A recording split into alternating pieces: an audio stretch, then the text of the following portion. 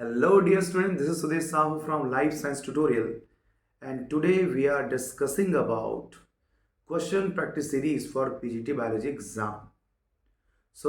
हमारी coaching institute totally dedicated है कि ऑल ओवर इंडिया जो भी बायोलॉजी के एग्ज़ाम्स होते हों, चाहे वो स्टेट गवर्नमेंट को हो, चाहे वो सेंट्रल गवर्नमेंट को हो, हमारी कोशिश ये है कि हम हर एक क्वेश्चंस को हम अपने प्लेटफॉर्म में आपको फ्रीली प्रोवाइड कर सकें, ताकि इसके लिए आपको कहीं भी किसी चीज़ को या किसी कोर्स को परचेस करने की रिक्वायरमेंट ना हो। तो आज के इस वीडियो लेक्चर सीरीज़ में हमने टॉपिक कवर किया है इवोल्यूशन। जी हाँ, इवोल्यूशन बहुत ही इम्पॉर्टेंट टॉपिक है आपके पीजीटी बायोलॉजी एग्ज़ाम के लिए। इवन जो क्वेश्चन मैं आपके साथ शेयर करूंगा वो मेनली प्रीवियस ईयर के क्वेश्चन पेपर होंगे और ऐसे क्वेश्चन पेपर जो वर्ल्ड वाइड बहुत सारे अदर बायोलॉजी एग्जाम्स में आ चुके होंगे, उन्हीं के बारे में डिस्कस करेंगे। तो आपका टाइम वेस्ट नहीं करते हैं और हमारा वीडियो हम स्टार्ट करते हैं। यदि आपने हमारे चैनल को सब्सक्राइब नहीं किया है तो प्लीज़ हमारे चैनल को सब्सक्राइब कीजिएगा, क्योंकि सब्सक्राइब करने के बाद मैं आपसे वादा करता हूं कि आपको बेहतर कंटेंट मैं प्रोवाइड करूंगा विदाउट एनी चार्ज। ठीक है, तो प्लीज़ हमारे साथ बने रहिएगा और हमें फॉलो करते रहिएगा। ठीक है, चलिए स्टार्ट करते हैं। हमारा टॉपिक है इवोल्यूशन। तो आज इस वीडियो लेक्चर सीरीज में हम इवोल्यूशन के टोटल 35 क्वेश्चन को कवर करेंगे जो प्रीवियस ईयर में आ चुका है। जैसे कि आप देख रहे होंगे, मैंने यहाँ पे पेपर कटिंग्स यहाँ पे पुट किया हुआ है। ये पेपर कटिंग्स प्रीवियस में एग्जाम में आ चुका है। ठीक है, तो सबसे पहला क्वेश्चन है हमारा इवोल्यूशन टॉपिक। देखिए, हमारा जो टॉपिक है वो है आपका इवोल्यूशन। इवोल्यूशन जो है वो 12th के चैप्टर में आता है। 12th का chapter I think chapter number है ये आपका 7, राइट। तो चैप्टर नंबर 7 के पूरे कंटेंट को मैंने कवर किया है। ये नीट से थोड़ा हाई लेवल का होगा ताकि आपके पीजीटी में बहुत ज़्यादा हेल्प हो सके। ठीक है, तो चलिए कंटिन्यू करते हैं। सबसे पहला क्वेश्चन आपको दिख रहा होगा, फर्स्ट वर्टिब्रेट ऑन दी अर्थ। तो पहला जो हमारा वर्टिब्रेट है वो था जॉलेस फिश। कौन था? Jawless fish. और जॉलेस फिश को कौन से कैटेगरी में रखा गया है? तो that is called Ostracodermi. Ostracodermi की कैटेगरी में जॉलेस फिश को रखा गया है। इसको ओल्ड लेडी लिफ के नाम से भी जानते हैं, क्योंकि इनके जो होंठ होते हैं वो जॉ नहीं होते, इसलिए ऐसा सर्कल फॉर्म में होता है जैसे कि बुढ़ी औरतों का होता है। ठीक है, बाकी जो आप देख रहे हैं सिफेलोकॉर्डेटा है ना, प्लैकोडर्मी, ये प्लैकोडर्मी तो बाद में आएंगे। यूरोकॉर्डेट जो है वो तो प्योर या कंप्लीट कॉर्डेट के फॉर्म में नहीं आते। तो जब प्योर कॉर्डेट में नहीं आ रहे तो वर्टिब्रेट में आने का सवाल ही नहीं है। तो यहाँ से आपके दो क्वेश्चन मैंने कवर कर दिए। जॉलेस फिश को कौन से कैटेगरी में रखा गया है? तो ऑस्ट्रेकोडर्मी। पहला वर्टिब्रेट जो इस दुनिया में इस अर्थ में आया था वो है आपका ऑस्ट्रेकोडर्मी या फिर जॉलेस फिश। ठीक है, तो आपका आंसर होगा इसका ए। ये पीजीटी बायोलॉजी एग्जाम में आ चुका है। हो सकता है ये स्टेट गवर्नमेंट या फिर सेंट्रल गवर्नमेंट के एग्जाम में आया हो। तो मैं पूरे यूपी, बिहार, एमपी, छत्तीसगढ़, जितने भी स्टेट में बहुत सारे एग्जाम्स होते हैं उनको मैंने सबको कवर किया हुआ है। ठीक है, चलिए सेकेंड क्वेश्चन की तरफ चलते हैं।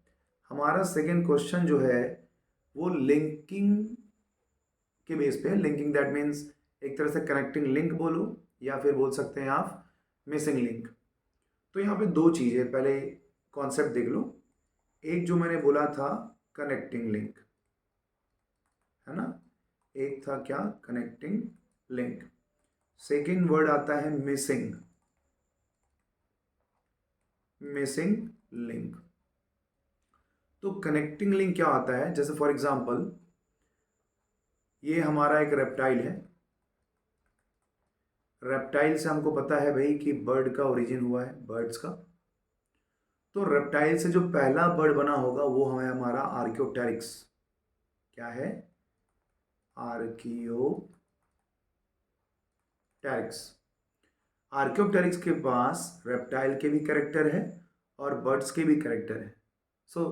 सो आर्कियोप्टेरिक्स को हम कंसिडर करेंगे इन दोनों के बीच का कनेक्टिंग लिंक। बट आज के टाइम पे यदि बोलेंगे तो आर्कियोप्टेरिक्स टोटली एक्सटिंक्ट हो चुके हैं। तो यदि एक्सटिंक्ट हो गए हैं तो ये कनेक्टिंग लिंक नहीं कहलाएगा, ये कहलाएगा मिसिंग लिंक। यदि आज भी वो सर्वाइवल कर रहा हो, आज भी वो एक या दो ऑर्गेनिज्म अभी भी हो अर्थ में, तो वो कहलाएगा मिसिंग लिंक। तो दो अलग अलग फाइलम के बीच में यदि वो कैरेक्टर या कनेक्शन शो करता होगा, that is called connecting link. और जो कनेक्टिंग लिंक आज इस दुनिया में नहीं है उसको हम कैटेगराइज करेंगे मिसिंग लिंक में, है ना। तो ये कॉन्सेप्ट आपको याद रखना है। तो एग्जाम्पल ऑफ लिविंग फॉसिल, भाई मैंने आपको बोला आर्कियोप्टेरिक्स तो एक्सटिंक्ट हो चुका है, तो लिविंग है नहीं। तो लिविंग में आपका है लेटिमेरिया, मोस्ट इंपॉर्टेंट टॉपिक है, इसको आप याद रखेंगे, ठीक है। क्यों बोल रहा हूँ, क्योंकि ये अच्छा लेटिमेरिया क्या है तो मैंने यहाँ पे नोट करके रखा हुआ है। रेयर फिश है, बहुत कम इनके नंबर्स बचे हुए हैं, और इनको लिविंग फोसिल्स के नाम से भी जानते हैं, ठीक है। तो लेटिमेरिया जो है एग्जाम्पल होगा लिविंग फोसिल्स का इन द गिवन स्पेसेस, ठीक है। तो ये आपका क्वेश्चन भी सॉल्व हो गया। मैंने आपको कनेक्टिंग और मिसिंग लिंक में डिफरेंस भी बताया है, ठीक है। चलिए इसके बाद में है नेक्स्ट क्वेश्चन। इस वीडियो में अपन टोटल 35 क्वेश्चन को कवर करेंगे, तो मिस मत कीजिएगा। और यदि आपको और ज़्यादा क्वेश्चन चाहिए हर एक टॉपिक में, तो यदि इस वीडियो में मुझे बहुत अच्छा रिस्पांस मिलता है तो मैं आपको और भी वीडियोस प्रोवाइड करूंगा प्रीवियस ईयर क्वेश्चन पेपर के बेस पे, ठीक है। चलिए, होमो सेपियंस इवॉल्व ड्यूरिंग, होमो सेपियंस का इवोल्यूशन कब हुआ है। तो होमो सेपियंस का जो इवोल्यूशन है, इवन डेवलपमेंट भी है, वो आपके प्लिस्टोसिन में हुआ है, ठीक है। अब यहाँ पे एक दिक्कत होती है, आप पहले ये कॉन्सेप्ट समझ लो। यदि आप बोलेंगे तो मैं इसके लिए अलग से एक वीडियो बनाऊंगा इवोल्यूशन के एक चैप्टर का।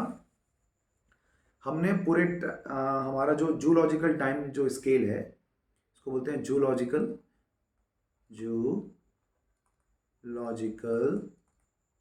Time scale. इसको हमने टोटल 6 इरा में डिवाइड किया है, 6 इरा में डिवाइड किया है। जो बड़े बड़े इरा हैं उन इरास को अपन ने पीरियड्स में डिवाइड किया है, और जो अभी मॉडर्न पीरियड है लास्ट का, इन मॉडर्न पीरियड्स को हमने इपोच में डिवाइड किया हुआ है, इपोचस में डिवाइड किया हुआ है, ठीक है। तो सबसे बड़ा सेगमेंट जो है वो इरा है, उससे छोटा कैटेगरी आती है पीरियड्स, और उससे छोटा आता है आपका इपोच आता है, ठीक है। इसका ट्रिक हम कैसे करते हैं, पी के बाद में यहाँ पे देखो पोएम के स्पेलिंग POEM और डैश करके हमने पी लिखा, ई को यहाँ पे शिफ्ट कर देते हैं तो ये हो जाता है PEOMP। ये कंप्लीट होने के बाद प्लिस्टोसिन में तुम्हारा क्वाटरनरी स्टेज में आता है प्लिस्टोसिन, और एक आता है होलोसिन। तो प्लिस्टोसिन में इसको बोलते हैं एज ऑफ मैन बोलते हैं, एज ऑफ मैन बोलते हैं। ये देखो जैसे प्लियोसिन, इयोसिन, ओलिगोसिन, मियोसिन, है ना। मियोसिन के बाद ये आपका आ जाएगा प्लिस्टोसिन, ठीक है। तो प्लिस्टोसिन की कैटेगरी में, प्लिस्टोसिन में याद रखना होमोसेपियंस का इवोल्यूशन भी हुआ है, प्लस डेवलपमेंट भी हुआ है, ये बातें भी याद रखेंगे। Plus social life of human भी यहाँ से स्टार्ट हुआ है। तो चाहो तो इसको कैप्चर कर सकते हैं आप। ये बहुत ही इंटरेस्टिंग टॉपिक है, और भी इसको क्वेश्चन को टिपिकल करके आपको दे सकते हैं अदर एग्जाम्स में, ठीक। तो इसका आंसर आ जाएगा आपका प्लिस्टोसिन आ जाएगा।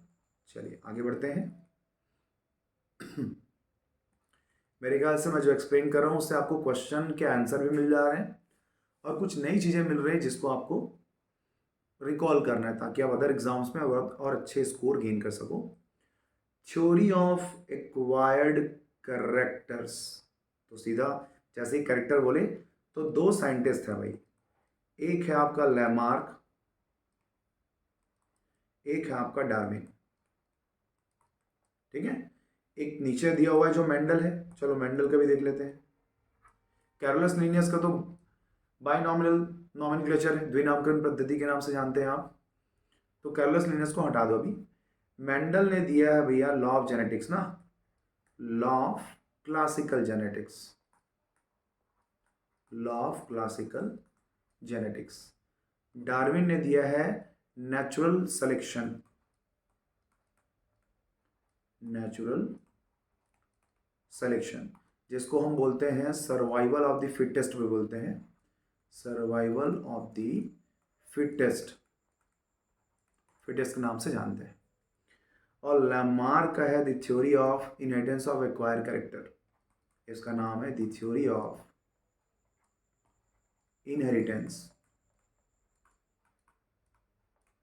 Inheritance of acquire character, acquired characters. अब ये तीनों पॉइंट मैंने जो आपको बताया है इसको अपने रजिस्टर में कॉपी में नोट कर लेंगे, मोस्ट इंपॉर्टेंट है। अदर एग्जाम्स में इसके एग्जाम्पल्स आपको मिल जाएंगे, क्वेश्चन मिल जाएंगे। तो भाई हमारा तो आंसर इसका हो गया लैमार्क, ठीक है। याद रखना वो जो जिराफ वाला जो कॉन्सेप्ट था, जिराफ का जो नेक है और उसका जो फॉरलिम होता है वो लंबे होते हैं। तो धीरे धीरे जब ग्रास का लेवल खत्म हो गया, प्लांट की हाइट बढ़ गई, तो प्लांट से पत्ते खाने के लिए जिराफ जो है अपने नेक को बार बार स्ट्रेच किया बोलते हैं, जिसके कारण जिराफ का जो नेक का जो लेंथ होता है और उसका जो फॉरलिम है उसकी लेंथ बढ़ जाती है। सेम यही कॉन्सेप्ट डार्विन ने दिया। डार्विन ने कहा नहीं, जिराफ छोटे और बड़े दोनों जिराफ थे, नेचुरल सिलेक्शन के कारण जो छोटे जिराफ हैं उनकी डेथ हो गई और जो लंबे गर्दन वाले जिराफ हैं जिनकी हाइट ज़्यादा है वो सर्वाइव करने लगे, that is the survival of the fittest.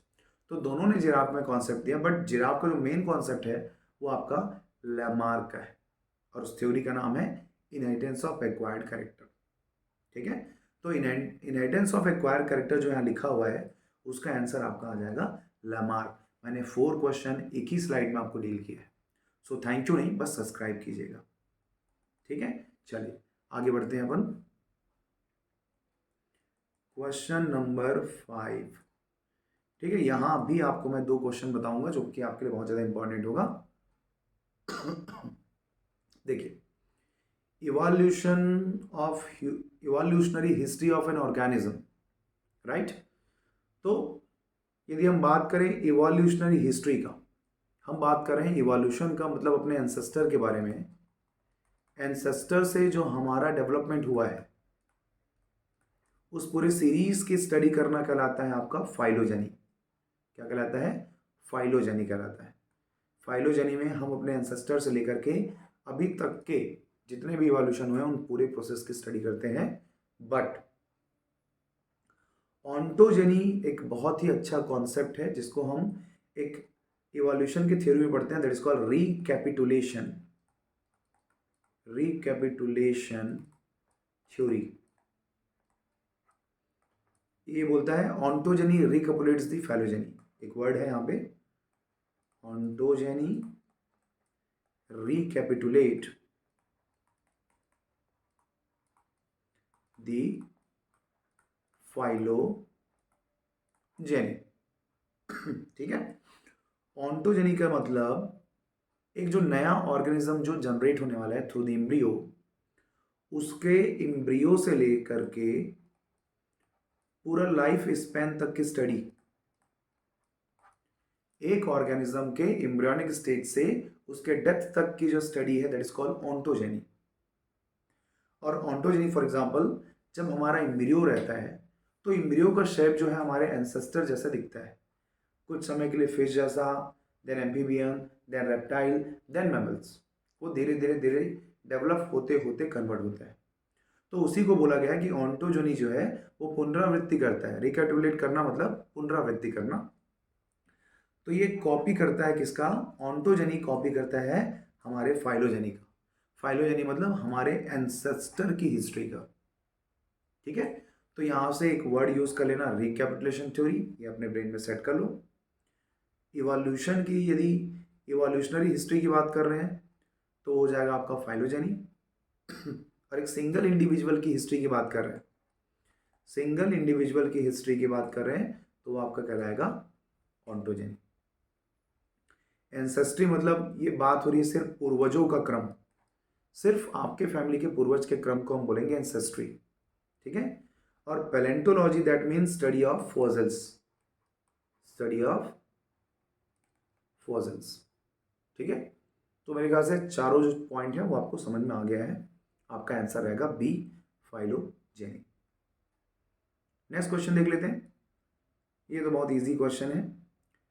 चलिए, mitochondrial DNA of human cell is not, क्या नहीं है? तो क्या नहीं है भैया, देख लेते हैं। तो देखिए, अब यहाँ पे एक और कॉन्सेप्ट बता रहा हूँ। देखिए, ये मेरे साथ जो वीडियो आप देखेंगे उसमें आपको डबल ट्रिपल बेनिफिट्स होंगे। माइटोकॉन्ड्रियल डीएनए एक्चुअल में हमारा डीएनए नहीं है। हमारा जो माइटोकॉन्ड्रिया है वो double membrane bound cell organelle है। आज से लाखों साल पहले जो माइक्रोब है वो हमारे बॉडी में रहने आए थे, दैट इज कॉल्ड एंडोसिम्बायोसिस। एक प्रोसेस है जिसका नाम है एंडोसिम्बायोसिस, और एंडोसिम्बायोसिस के थ्रू उन्होंने हमसे खुश होकर के, है ना, मेहमान नवाजी जो हमने किया था, उससे खुश होकर के दो चीज़ें हमको दिया था। एक दिया था सर्कुलर डीएनए, कहाँ दिया था? माइटोकॉन्ड्रिया में। प्लांट में दो जगह होते हैं, क्लोरोप्लास्ट और माइटोकॉन्ड्रिया। एनिमल सेल में सिर्फ माइटोकॉन्ड्रिया में होगा। और एक ऐसा ग्रेन्यूल दिया था जिसको बोलते हैं 70S राइबोसोम। ये हमारा क्या है? सर्कुलर है, सर्कुलर है, डबल स्टैंडर्ड डीएनए है, ठीक है, और कवर्ड नहीं होता तो नेक्ड होता है। ठीक है, अब देखना, ये जो डीएनए है वो हमारा डीएनए नहीं है, मतलब ये पेरेंटल डीएनए नहीं है। हमारा जो पेरेंटल डीएनए होता है वो लोकेटेड होगा, लोकेटेड एट न्यूक्लियस,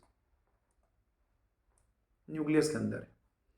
तो भाई सेल इज नॉट, तो नेक्ड होता है, डबल स्टैंडर्ड होता है, सर्कुलर होता है, मगर जो पेरेंटल ओरिजिन है वो नहीं होता। पेरेंटल ओरिजिन मतलब हमारा न्यूक्लियर डीएनए की बात कर रहा है। ठीक है, तो इस बात को आप याद रखेंगे। प्रोसेस का नाम है एंडोसिम्बायोसिस, जिसके थ्रू उसने हमको दिया था 70S राइबोसोम और circular double standard naked DNA. ठीक है, चलिए आगे बढ़ते हैं, है ना। अब यहाँ से बहुत अच्छा बेनिफिट होने वाला है। देखिए, the process of determination of sequence of gene. देखो, सीक्वेंस ऑफ जीन, तो भाई सबसे पहले कॉन्सेप्ट तो होना चाहिए ये हमारा DNA, double standard DNA. Double standard DNA में कुछ स्पेसिफिक लोकेशन होता है जहाँ से हमारा प्रोटीन कोड होता है। मान लो ये हमारा जगह है जहाँ से प्रोटीन कोड होता है। ये छोटा सा सेगमेंट कौन है? जीन है। ये रेड वाला कौन है? हमारा डीएनए। जब डीएनए और भी ज़्यादा कंडेंस होगा, तो कंडेंस होने का मतलब है बहुत ज़्यादा क्वाइलिंग हो जाएगी। ये ऐसा हिस्टोन प्रोटीन हेल्प करता है हमारे डीएनए को कंडेंस करने में। तो कंडेंस करने से ये कहलाता है क्रोमैटिन, क्रोमैटिन कहलाता है। क्रोमैटिन के फाइबर्स होते हैं। और ज़्यादा कंडेंस होने के बाद ये ऐसा स्ट्रक्चर बनाता है जिसको आप सब जानते हैं, जिसको हम एक नाम से जानते हैं, जिसको क्रोमोसोम बोलते हैं। ये देखो, ऐसा क्वाइलिंग होता है। एक सिंगल थ्रेड है, वो कंप्लीट यहाँ पे ऐसा क्वाइल्ड होता है। तो सबसे छोटा यूनिट जो होता है वो है जीन। थोड़ा बड़ा करेंगे डीएनए, थोड़ा बड़ा करेंगे क्रोमैटिन, उसे और बड़ा करेंगे तो ये हमारा फोर्थ नंबर आ जाएगा, जिसको हम बोलते हैं क्रोमोसोम। ठीक है, तो भाई जीन कहाँ है? जीन हमारे क्रोमोसोम में। और जीन का पता करना है तो मुझे क्रोमोसोम का क्या करना पड़ेगा? मैपिंग करना पड़ेगा। ये क्रोमोसोम है भाई, इसमें जीन कहाँ है? मैं आइडेंटिफाई कर रहा हूँ, यहाँ पे है। तो मैं क्रोमोसोम को मैप करूंगा और पता करूंगा कि हाँ, जो जीन है वो इस पर्टिकुलर रीजन पे है। ठीक है, तो आपका जो इसका आंसर होगा, सीक्वेंस ऑफ जीन की बात करें तो क्रोमोसोमल मैपिंग आएगा, क्रोमोसोमल मैपिंग।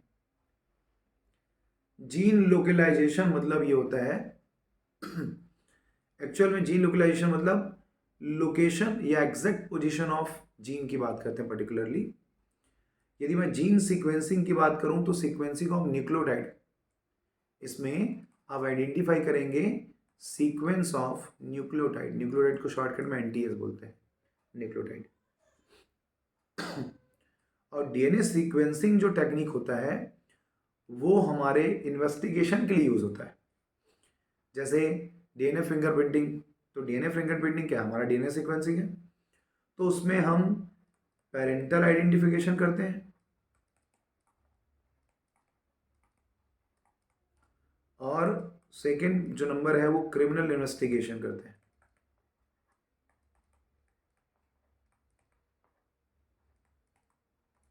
ठीक है, ये दो चीजें हमारे डीएनए सीक्वेंसिंग से होता है।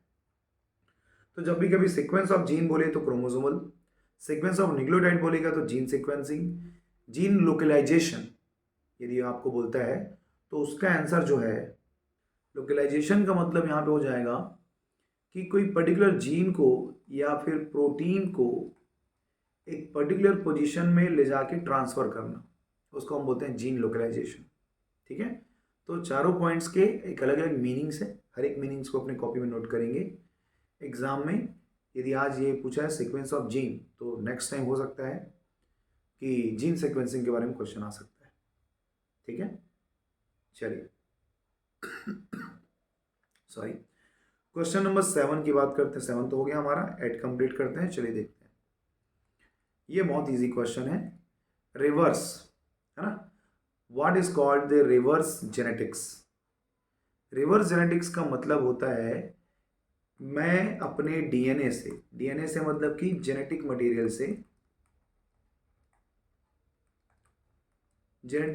से मेरा physical appearance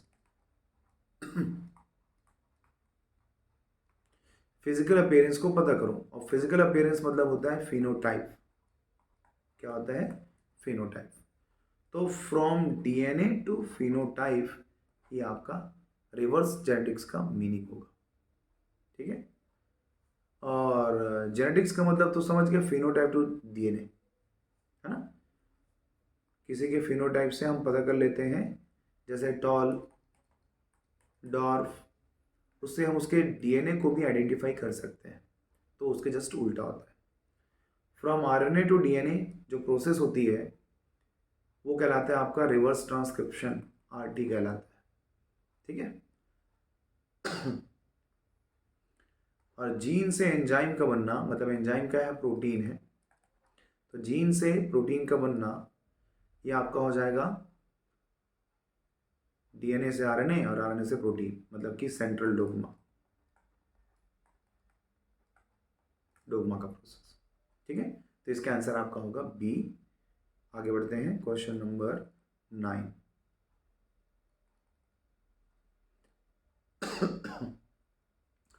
which one of the following includes all homologous organ। तो होमोलॉगस एनालॉगस ऑर्गन समझने से पहले एक मेरे पास ट्रिक है, उसको याद करेंगे पहले। हाई डेफिनेशन में टीवी चाहिए और घर में चाहिए एसी। क्या चाहिए भाई, हाई डेफिनेशन में टीवी चाहिए और घर में चाहिए एसी।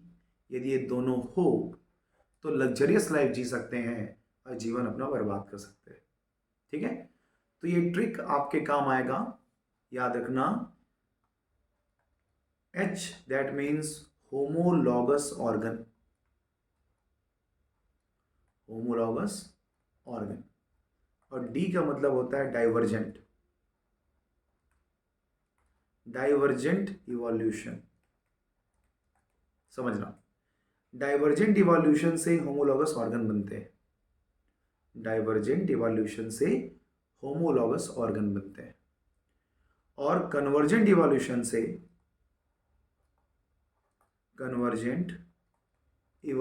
से बनते हैं तुम्हारे एनालॉगस ऑर्गन। ए, सी का मतलब तो समझ गए,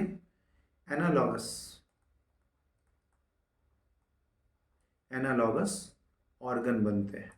ठीक है, तो याद रखना, जहां डाइवर्जेंट इवोल्यूशन हो रहा है वहां पे होगा होमोलॉगस ऑर्गन, और जहां पे कन्वर्जेंट इवोल्यूशन हो रहा है वहां पे होगा एनालॉगस ऑर्गन। ये ट्रिक याद रखेंगे। अब पहले देख लो ये डाइवर्जेंट और कन्वर्जेंट इवोल्यूशन है क्या? तो जैसे फॉर एग्जांपल मैं बात कर रहा हूं डाइवर्जेंट का, डी का।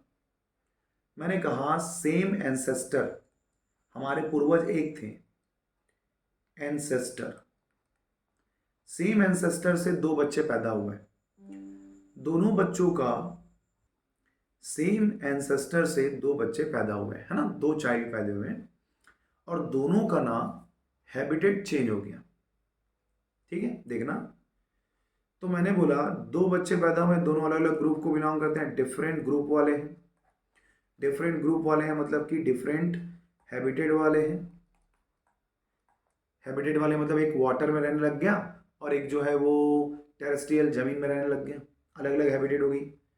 तो अलग अलग हैबिटेट हो गई, देखो, same ancestor, different group, different habitat, तो डिफरेंट एडॉप्टेशन हो जाएगा। डिफरेंट क्या हो जाएगा? एडेप्टेशन हो जाएगा। तो ये जो ऑर्गेनिज्म है दो न्यू वैरायटी के ऑर्गेनिज्म बनाएगा। एंसेस्टर सेम, बाकी सब डिफरेंट। मतलब आप समझना, एंसेस्टर के लिए वर्ड यूज होगा ओरिजिन, जिसका ओरिजिन कैसा हो? सेम। बट कैरेक्टर्स या स्ट्रक्चर या फंक्शन की बात करूं यदि, अभी जो कई बार मैंने डिफरेंट डिफरेंट जो लिखा है इसमें मैं ऐसा लिख देता हूं, यहां से लेकर के आपका ये पूरा, ये क्या है? तो डिफरेंट स्ट्रक्चर एंड फंक्शन है। तो ओरिजिन सेम हो मगर उसका स्ट्रक्चर या फंक्शन क्या हो? अलग अलग, तो उसको हम कहते हैं डाइवर्जेंट इवोल्यूशन। और जिस डाइवर्जेंट इवोल्यूशन से ऑर्गन बना है उसको हम बोलेंगे होमोलॉगस ऑर्गन बोलेंगे। ठीक है, ये समझ में आ गया।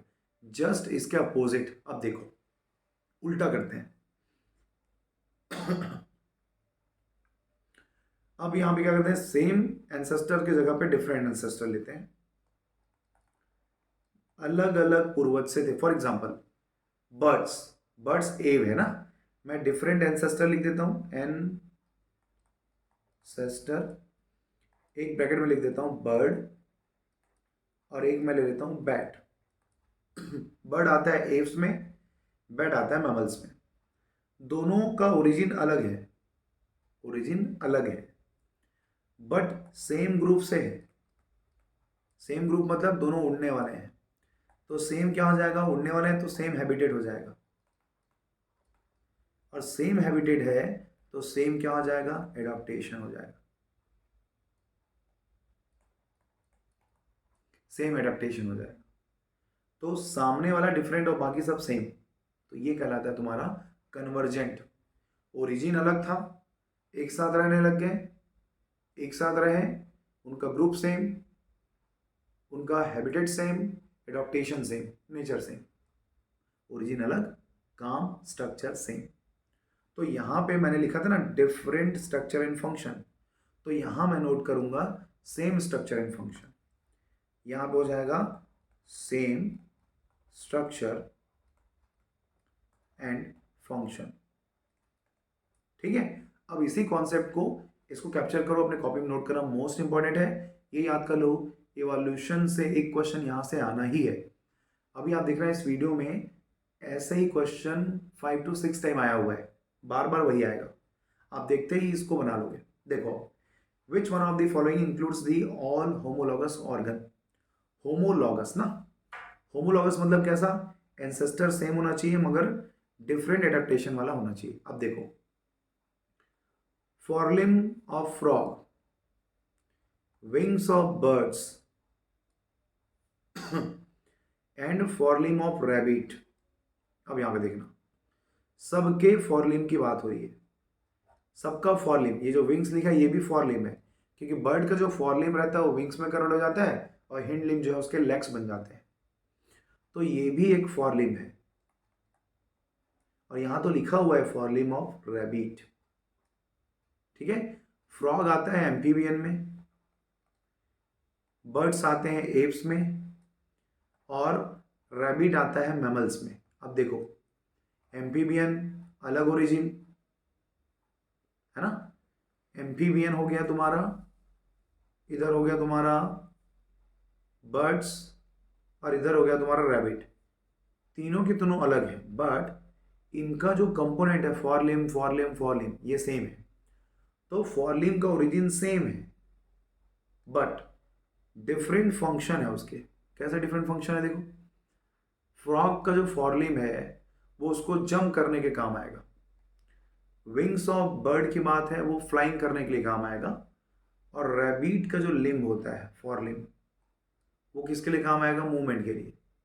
तो अलग अलग एनिमल में अलग अलग काम हो रहे हैं, तो ये तुम्हारा कहलाएगा होमोलॉगस। ठीक है, सेम ऑर्गन की बात होनी चाहिए, काम अलग अलग होना चाहिए। अब देखो ये गलत कैसे है, legs of cockroach, hind limb की बात कर रहे हैं।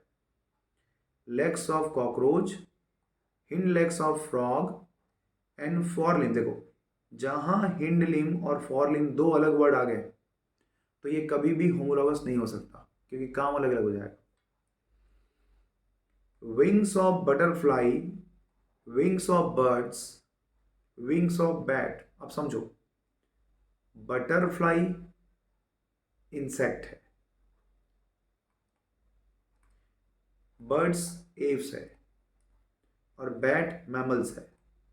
ओरिजिन अलग अलग है मगर सबका काम कैसा है, सेम है, विंग्स उड़ने का काम आता है। यदि ओरिजिन डिफरेंट हो और सेम स्ट्रक्चर और फंक्शन हो, that is called analogous, convergent evolution.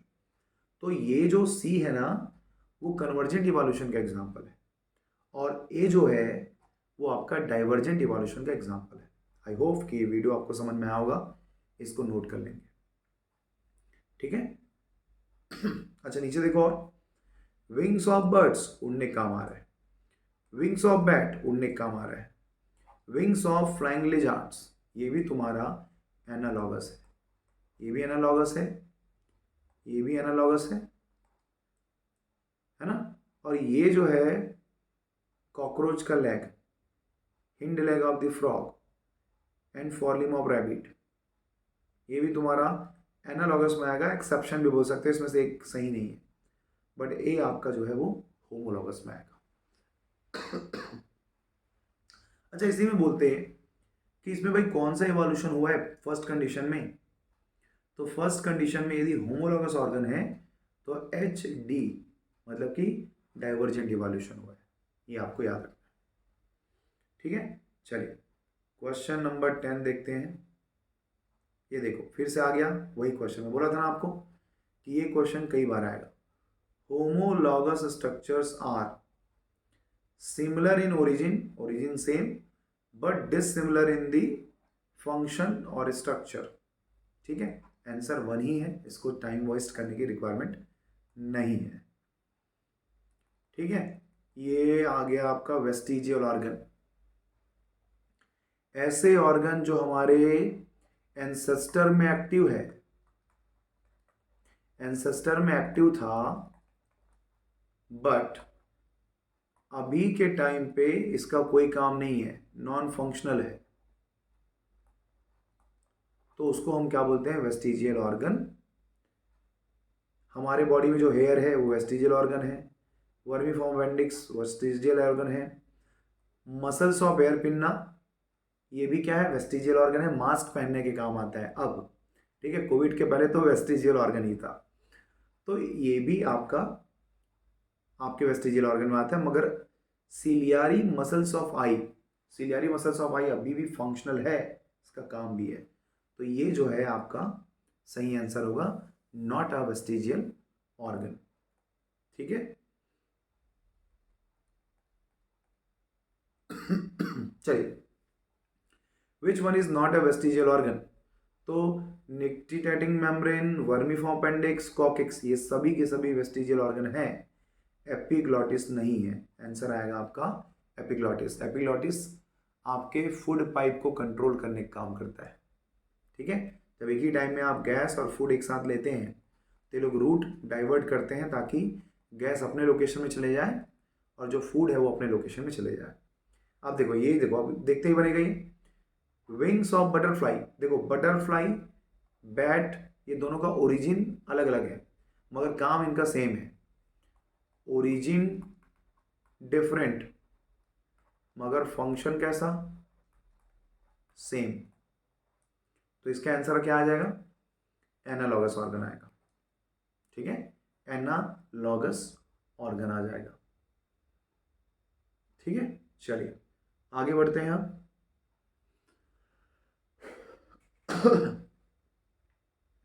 Question number 14 में आ जाते हैं।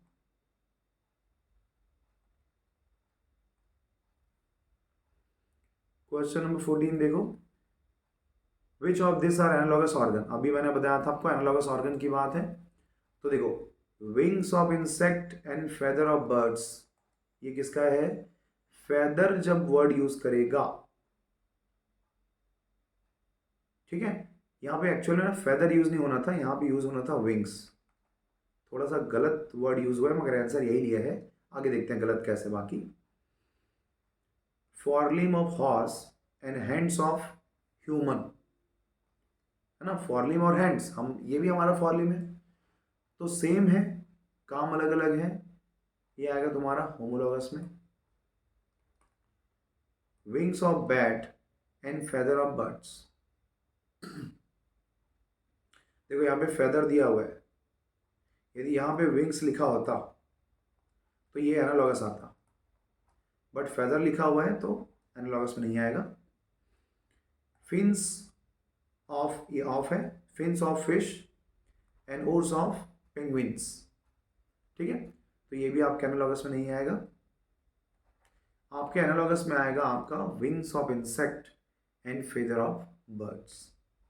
ठीक है, चलिए नेक्स्ट क्वेश्चन देख लेते हैं। फिर से वही आ गया, विंग्स ऑफ इंसेक्ट। अब देखो ये करेक्ट किया ना, वहां पे फेदर लिख दिया, वो गलत है थोड़ा सा।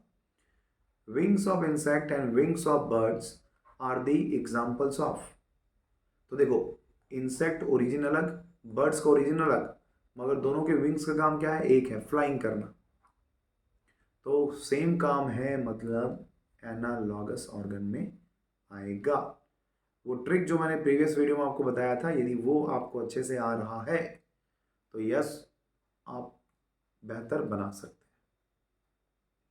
ठीक है, फिर क्वेश्चन आगे देखो, मैंने बोला था ना सबसे इंपॉर्टेंट है ये। विंग्स ऑफ बैट, लोक्युस्ट, मतलब ये इंसेक्ट है, लोकुस्टा, लोकुस्टा बोलते हैं इसको, ये इंसेक्ट है। और पिजन, इन तीनों के विंग्स का काम क्या है, फ्लाइंग करना। और फ्लाइंग करना यदि काम है तो ये भी क्या है, एनालॉगस ऑर्गन है। चलिए, in a region if population of various species is small, which one of the following will be strongest. याद रखना, स्मॉल पॉपुलेशन में जो चेंजेस होता है, चेंजेस मतलब हम बात कर रहे हैं म्यूटेशन का, और जो स्मॉल पॉपुलेशन में म्यूटेशन होता है that is called genetic drift. तो आंसर आ जाएगा आपका B for ball, genetic drift. यदि ये लार्ज पॉपुलेशन में होता तो इसको हम बोलते हैं म्यूटेशन। क्या बोलते हैं, म्यूटेशन, या फिर बोलते हैं जेनेटिक चेंज। बट छोटी पॉपुलेशन जहां नाम आएगा उसमें आप जेनेटिक ड्रिफ्ट पुट करेंगे, कोई दिक्कत नहीं होना चाहिए। यदि है तो वीडियो को एक बार और देखो ताकि दिक्कत ना हो आपको। यस, जेनेटिक ड्रिफ्ट क्या है भाई, तो जेनेटिक ड्रिफ्ट ऑपरेट इन, तो कहां ऑपरेट होगा, स्मॉल पॉपुलेशन में ऑपरेट होगा। नो टाइम पास, सिर्फ काम की बात। चलिए, ये जो क्वेश्चन है वो हार्डी वेनबर्ग इक्वेशन से है। हार्डी वेनबर्ग जो इक्वेशन है वो कहता है P plus Q is equal 1। P कौन, डोमिनेंट, Q कौन, रिसेसिव।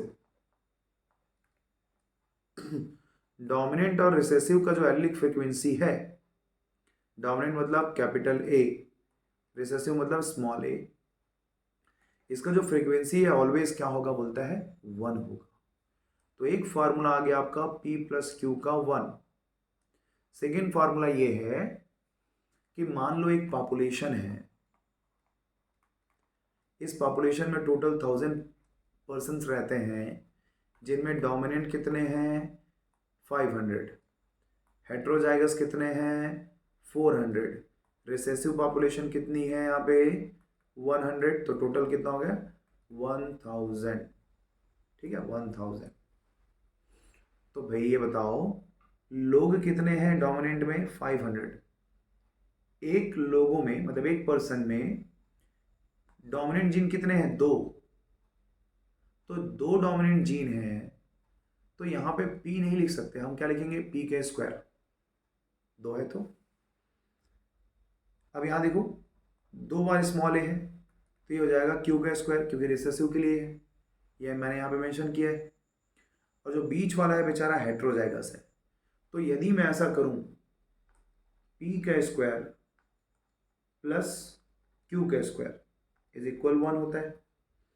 अच्छा p प्लस क्यू का होल स्क्वायर बाहर रख देते हैं, स्क्वायर को बाहर निकाल लेते हैं, 1 आ गया।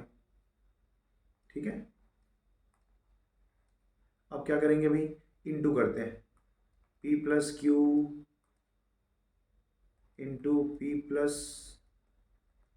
क्यू, तो इसको जब इंटू करेंगे अपन तो आंसर आएगा p का square plus 2pq plus q का स्क्वायर, इसकी भी वैल्यू कितनी होगी 1 होगी।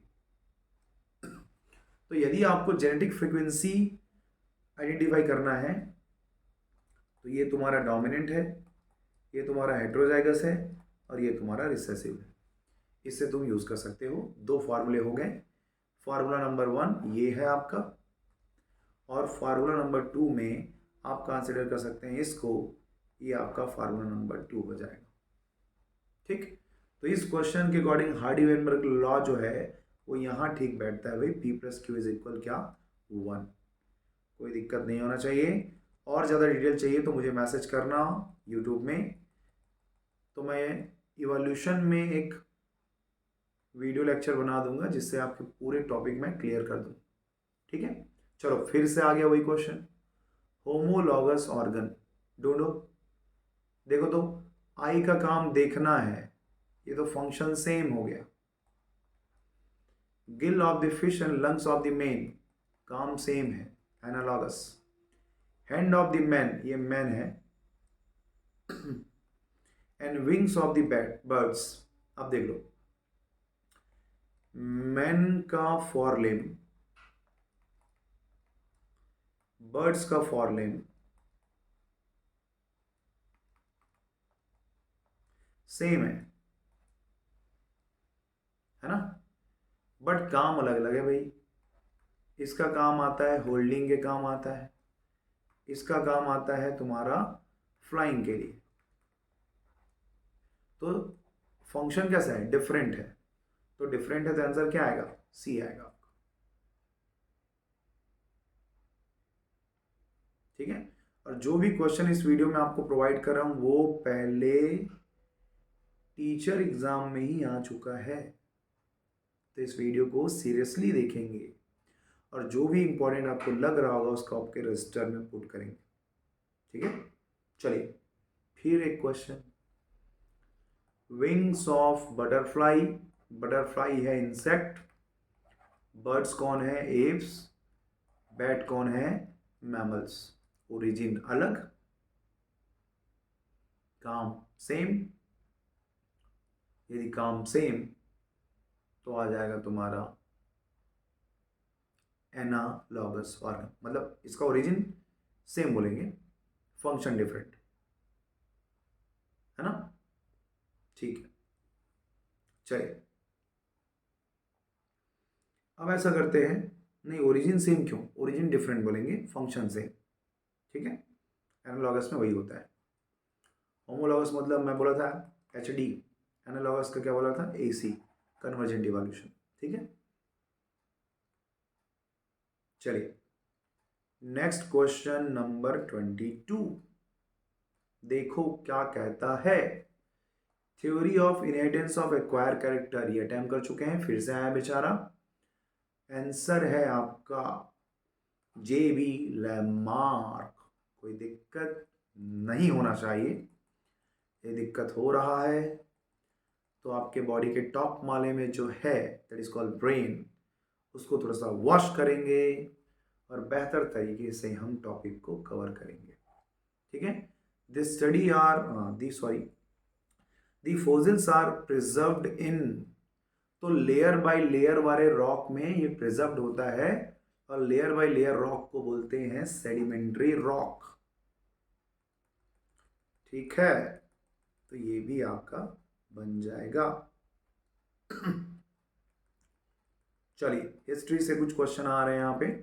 साइंटिस्ट का नाम है भाई, ट्रांसपोसोम्स को डिस्कवर करने वाला साइंटिस्ट ग्रेगर जॉन मेंडल, बेचारा जेनेटिक्स वाला। खुराना, खुराना आता है कहाँ, जेनेटिक कोड, इकलौता इंडियन साइंटिस्ट जो कहाँ आता है, हमारे बायोलॉजी के बुक में।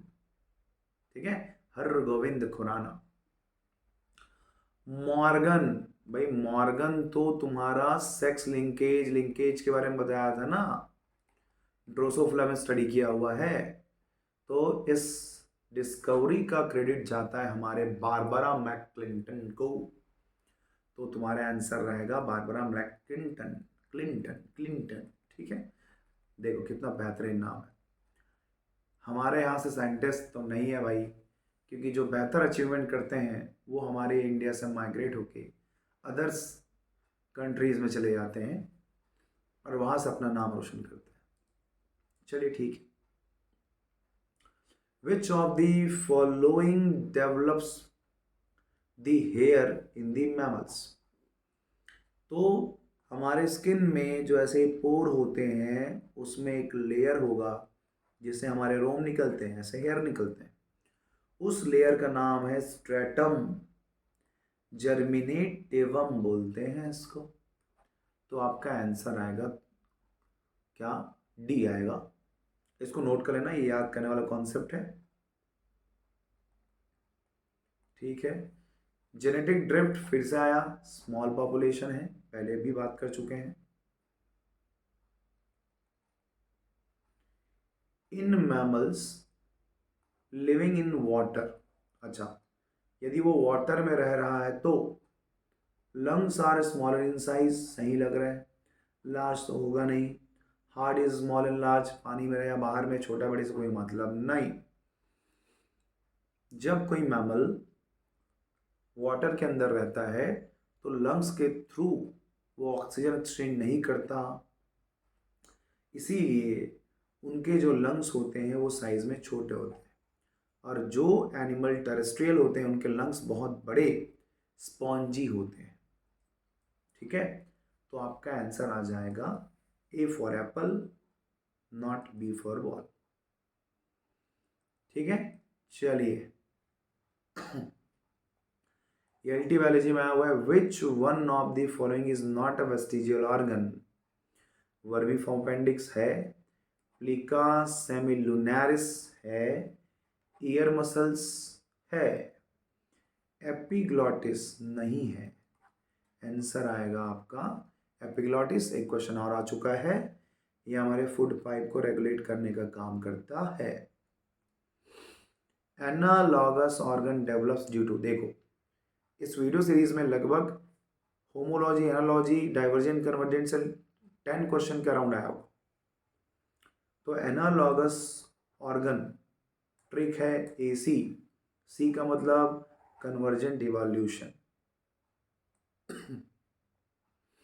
ठीक है, चलिए next, important evidence of organic evolution. Organic evolution को बताने के लिए 2 चीजें है, क्या क्या, HDAC, homologous, analogous, divergent, convergent. देख लो कहीं पे है, यस होमोलॉगस एनालॉगस। आपका आंसर आएगा C। चलिए क्वेश्चन नंबर 31, बस 35 क्वेश्चन सॉल्व करेंगे। यदि ये वीडियो लेक्चर आपके लिए बहुत बेनिफिशियल रहा हो तो लाइक और सब्सक्राइब करेंगे। जितना बेहतर रिस्पांस होगा उतना ही जल्दी नेक्स्ट वीडियो आएगा। यदि ये रिस्पांस अच्छा देते हैं, मेरा चैनल बहुत जल्दी यदि मोनेटाइज हो जाता है तो मैं आपको पूरे पीजीटी के लेक्चर प्रोवाइड करूंगा, और आपके केंद्रीय विद्यालय एग्ज़ाम होने के बाद मैं इसी वीडियो प्लेटफॉर्म में आपको नेट की प्रिपरेशन कराऊंगा, सेट की प्रिपरेशन कराऊंगा, अदर स्टेट पीजीटी एग्ज़ाम्स की प्रिपरेशन कराऊंगा, प्लस नीट एग्ज़ाम्स के लिए भी मैं कोचिंग प्रोवाइड करता हूँ, वो भी फ्री में यहीं से प्रोवाइड होगा। चलिए, which one of the following is a not a vestigial organ in man? फिर वही आंसर आएगा epiglottis. Which one of the following is a non coding RNA? Coding RNA मतलब मैसेंजर आरएनए, है ना? देख लो, ये भी है, ये भी है, ये भी है ना? Micro HN heterogeneous nuclear RNA, SNO small nuclear RNA, सभी के सभी है, तो आंसर आएगा आपका डी। बच्चों वाला क्वेश्चन था। ठीक है, चलो, मजा आ रहा है आपके साथ क्वेश्चन प्रैक्टिस करने में मुझे तो याद हो जा रहा है पूरा। चलो, विच one of the following is the smallest RNA? Transfer RNA जो है वो सबसे छोटा आरएनए होता है, छोटा ये है, तो याद रख लेना। हमारे बॉडी में सबसे ज़्यादा आरएनए बनता है राइबोसोमल आरएनए, 80% के आसपास। सेकेंड नंबर पे आता है टीआरएनए, ये बनता है 10% के आसपास, 20 या 10 to 20% के आसपास। इसको आप 70 से 80% ले लेना। ये बहुत कम बनता है, 5 to 10%, क्योंकि काम इसी का है। यही वो डीएनए से बनने वाला एमआरएनए है, और इसी एमआरएनए से क्या बनता है? प्रोटीन। डीएनए से एमआरएनए बनना कहलाता है ट्रांसक्रिप्शन, और आरएनए से प्रोटीन बनना कहलाता है आपका ट्रांसलेशन। और डीएनए से डीएनए कॉपी हो गया, that is called replication. Replication and transcription कहाँ होता है? न्यूक्लियस में। ट्रांसलेशन कहाँ होता है? साइटोसॉल में। देखो, दूसरा इंफॉर्मेशन भी मैंने आपको प्रोवाइड कर दिया है। सेकेंड लास्ट क्वेश्चन इस वीडियो लेक्चर सीरीज का, if a allele has adaptive value of 0.55, what would be it's selection coefficient? तो S इज इक्वल होता है आपका, तो S इज इक्वल 1 है, ठीक है? तो यहां पे आ जाएगा what will be the selection coefficient? तो selection coefficient is equal 1 minus W, और W दिया हुआ है आपका एडाप्टिव वैल्यू, ठीक है? तो एडाप्टिव वैल्यू जितना दिया उसको लेस कर दो। S is equal 1 minus 0.55, S is equal आ जाएगा 0.45, आंसर आएगा आपका A, ठीक है? ये आपका हो गया सेकंड लास्ट क्वेश्चन, और ये है हमारा last question, origin of life as a result of chemical evolution. Chemical evolution के एक्सपेरिमेंट्स को या केमिकल इवोल्यूशन को एक्सप्लेन करने वाला कौन है? यूरे एंड मिलर है। कौन है? यूरे एंड मिलर। तो आपका आंसर ये आएगा। ओपरिन और हेल्डेन का एक्सपेरिमेंट है जो बायोलॉजिकल इवोल्यूशन को बहुत डिटेल में एक्सप्लेन किया हुआ है, इसको अपन डिटेल में देखेंगे नेक्स्ट वीडियो सीरीज में। आई होप कि आपको ये वीडियो लेक्चर सीरीज बहुत अच्छा लगा होगा, और यदि अच्छा लगा है भाई तो प्लीज़ मेरे चैनल को सब्सक्राइब करना ना भूलें, और अपने फ्रेंड्स को शेयर करें जो पीजीटी एग्ज़ाम की तैयारी कर रहे हैं। मैं उनको free video lecture series provide करूँगा, कंप्लीट प्रिपरेशन कराऊंगा for the PGT biology exam. Okay, so thank you very much. आप अपना कीमती समय मुझे दिए, आपके साथ मेरा इंटरेक्शन हुआ, मुझे बहुत अच्छा लगा, और मिलते हैं नेक्स्ट वीडियो में। Thank you very much.